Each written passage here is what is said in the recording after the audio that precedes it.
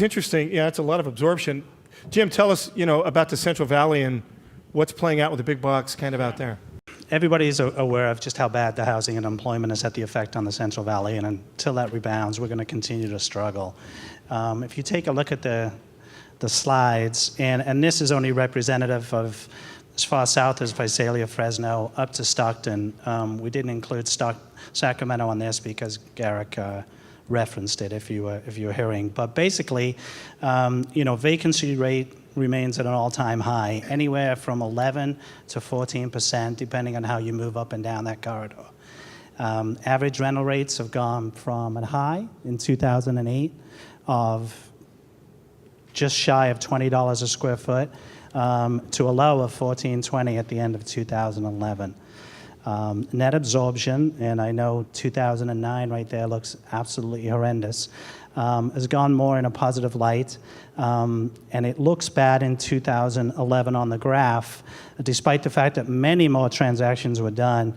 The prediction for 2012 is we're going in the right direction. An interesting statistic on large boxes, and I'm going to take that all the way up to the border. So I'm going from Visalia, Fresno area, all the way up the spine, up to Redding and Yuba City, including Sacramento, was in 2009, and the definition of a large box being over 50,000 square feet, we had just shy of 60 boxes. And at the end of 2011, we had absorbed about 40 of those.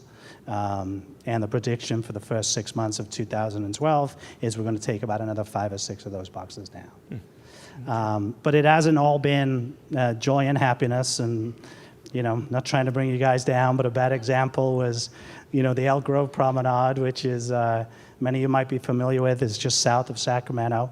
This was General Growth's future million-plus square foot mall that ground to a halt in its early stages, and still looks like that right now. There's a new economic development gentleman who will take everyone to lunch if you can give him an idea of what to do with this. Garrick and I participated in that just last week. Sounds like a tough lunch. It's a struggle, but we're heading in the right way. Yeah, he paid for lunch too, so. With what? Yeah, right. Well, let's go back to those boxes a little bit that you talked about. What's it take to make, one of these box deals in the Valley? Well, they're difficult. I know it sounded like a lot, and in the first wave, it took, Forever 21 took a lot of these boxes down, and obviously Kohl's. As of late, it's Burlington Coat and Hobby Lobby. And what kind of rents are these guys paying? I mean, if you're a landlord out in the Valley or somebody just watching it, what kind of rent can you expect to? Well, I'm embarrassed to say single digit. Single-digit deals? Heading up to, depending on where they're done, maybe $12 a square foot to backfill some of these boxes. Now, many of these boxes were obviously split, like the example James gave. Well, I can't say many, but some are. And so I don't have those prices. But for someone just to take one of these boxes down, the numbers are not very attractive. All right, great. All right, let's switch directions a little bit. John, let's talk about, shop space, pad deals. Restaurant world seems to be on fire again. What's going on out there? It is, Matt. Thanks. Everyone's trying to save a buck these days, so it's the fast food, it's the fast casual, and the quick service concepts that are ruling the restaurant growth. It's Panera, Chipotle, Panda Express, Five Guys doing most of the activity in these markets. So, families can't afford to eat out anymore. It's as we all know, it costs a lot of money to take the family out, and you can eat at a QSR, a fast casual restaurant, and feed a family of 4 for $50. Turning to the fast food industry, as you can see in this slide, Mickey D's does 3 times the business of their next competitor, Subway. And check this out. San Francisco banned McDonald's from putting toys in their Happy Meals. Now, Arizona and Florida, go figure, are blocking similar legislation from taking place in their prospective states. McDonald's leads the pack in sales, although Subway just surpassed them in store count. McDonald's, that is. And Subway's recent growth rivaled that of 5 other retailers combined. And then there's Starbucks. When you operate in 55 countries and serve more than 60 million people in a year, in 17,000 stores taking in about $7 billion in the U.S., $11 billion internationally, that is typically a good year. That was certainly true for Starbucks last year, and the company also recently had their best quarter in their fiscal history with strong projected growth for 2012. Net income climbed 29% in the fourth quarter. And for those of you who don't drink coffee, tea, or juice, Starbucks also has a new beer and wine concept. Rumor has it they plan to open 12 stores in Southern California and Atlanta by the end of the year. Chicago, Portland, Seattle are other markets they have dabbled with this concept. Tell us what other non-food tenants are kind of making deals out there. Well, we've seen some expansion from a few local and regional banks, but it's Chase that has shown the most significant branch expansion as they continue to grow on the West Coast. We've seen an uptick from both the mom and the pops, as Garrick mentioned earlier, reinventing themselves throughout this economic downturn and realizing their corporate jobs may never pan out. We've seen the majority of non-food chains who didn't fail in the past years come out of the woodwork. Many of these franchise-based, and with that brings the challenges, creditworthiness, cash reserves, and ultimately risk-based transactions. Some chains are using area developers who have deeper pockets and existing store account to reduce risk. Such categories of uses include health and beauty, nail, hair salons. We have tenants such as Massage Envy and waxing concepts such as European Wax Centers. Everything fitness, including yoga, Pilates, CrossFit training, and small gym concepts. Other active tenants include the cellular phone stores. AT&T and Verizon continue to battle it out for market share, while Sprint, T-Mobile, and Metro PCS work hard to capture the value-based customer.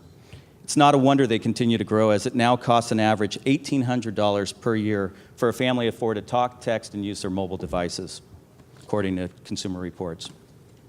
All right, good. Yeah. All that online shopping probably taking place.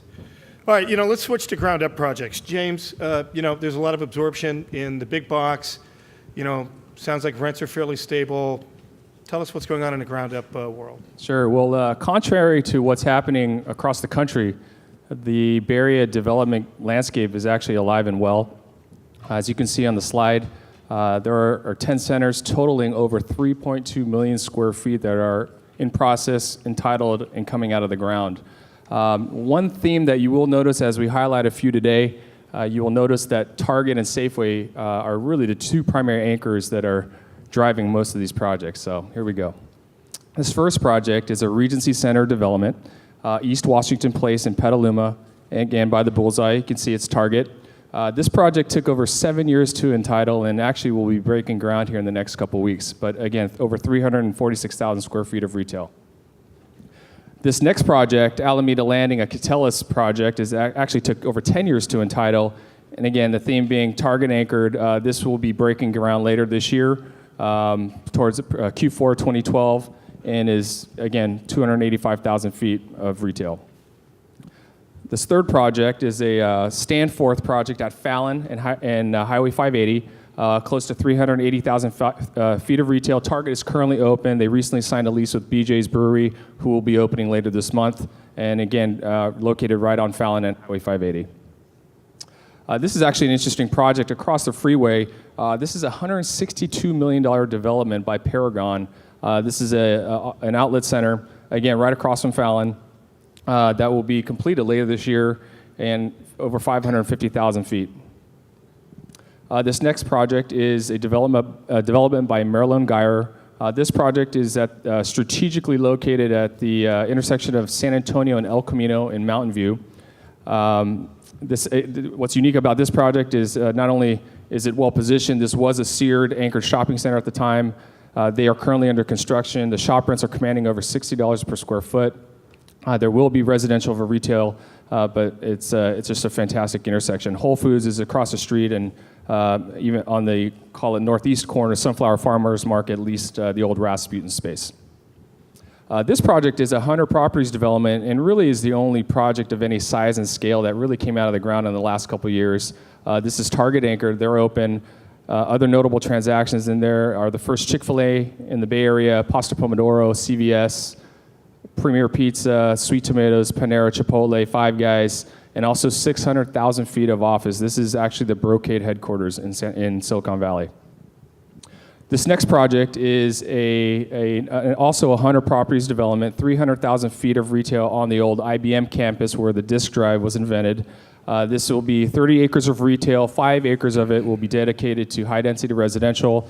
We anticipate it to be a general merchandiser anchored and traditional format anchored shopping center. This will be coming out of the ground in early 2013. And lastly, we wanted to highlight this project in Daly City. This is a unique project by SPI where there will be 2 levels of retail, 110,000 square feet of junior anchor space, 25,000 feet of shop space on Gellert, right across from the Ceremony Mall. This is a very unique stretch of retail, very underserved. Shop rents, even during the downturn, often exceeded $60, $65 per square foot on new deals and renewals.